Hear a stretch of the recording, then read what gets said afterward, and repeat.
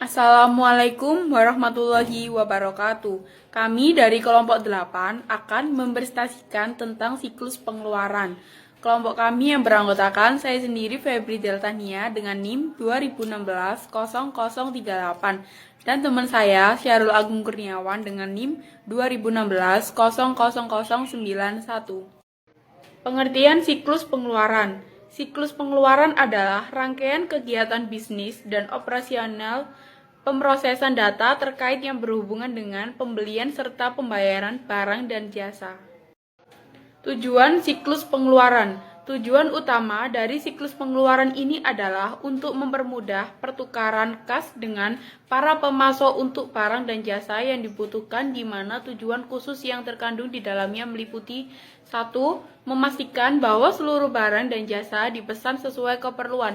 2. Menerima seluruh barang yang dipesan dan memverifikasi bahwa barang tersebut adalah valid dan benar. 3. Menjaga barang tersebut sampai dibutuhkan. 4. Memastikan bahwa faktur yang berhubungan dengan barang dan jasa adalah valid dan benar. 5. Mencatat dan mengklasifikasikan pengeluaran secara cepat dan tepat. 6. Poskan kewajiban dan pengeluaran kas ke dalam perkiraan pemasok yang tepat di dalam buku besar utang usaha. Dasar sistem informasi akuntansi dalam siklus pengeluaran, yaitu 1. Memperoleh dan memproses data mengenai berbagai aktivitas bisnis. 2. Menyimpan dan mengatur data untuk mendukung pengambilan keputusan. 3. Menyediakan fungsi pengendalian untuk memastikan keadaan data dan penjagaan atau sumber daya organisasi. Aktivitas siklus pengeluaran. 1. Aktivitas permintaan pembelian barang atas kebutuhan barang dan jasa. 2. Aktivitas pemesanan barang dan jasa yang akan dibeli. 3. Aktivitas penerimaan barang dan jasa yang telah dibeli. 4. Aktivitas persetujuan faktur dan supplier. 5.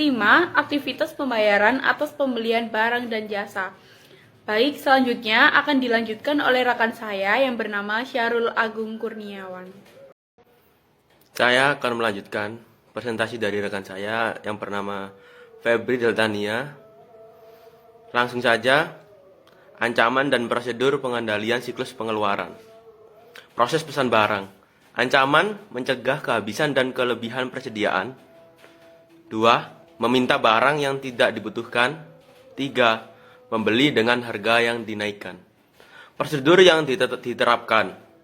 Yang pertama, sistem pengendalian persediaan catatan persediaan perpetual teknologi kode gratis. 2. Catatan persediaan perpetual yang akurat, persetujuan permintaan pembelian. Ketiga, meminta penawaran kompetitif gunakan pemasok yang disetujui. Ancaman dan prosedur pengendalian siklus pengeluaran. Proses terima dan simpan barang. Ancaman yang pertama, menerima barang yang tidak dipesan. Kedua, membuat kesalahan dalam penghitungan. Ketiga, mencuri persediaan. Prosedur yang diterapkan. Yang pertama, minta bagian penerimaan memverifikasi keberadaan pesanan pembelian yang valid. Kedua, gunakan teknologi kode gratis, dokumentasikan kerja pegawai, insentif untuk penghitungan yang akurat. Ketiga, pengendalian akses fisik penghitungan. Ancaman dan prosedur pengendalian siklus pengeluaran. Proses setujui dan bayar faktur dari vendor. Ancaman yang pertama, gagal menangkap kesalahan dalam faktur dari vendor. Yang kedua, membayar barang yang tidak diterima. Yang ketiga, gagal memanfaatkan diskon pembelian yang tersedia. Prosedur yang diterapkan. Yang pertama, periksa kembali fakturasi faktur, pelatihan bagi pegawai bagian hutang usaha gunakan ERS.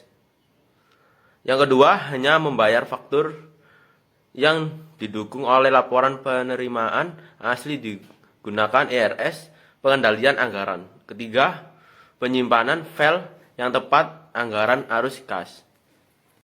Ancaman dan prosedur pengendalian siklus pengeluaran.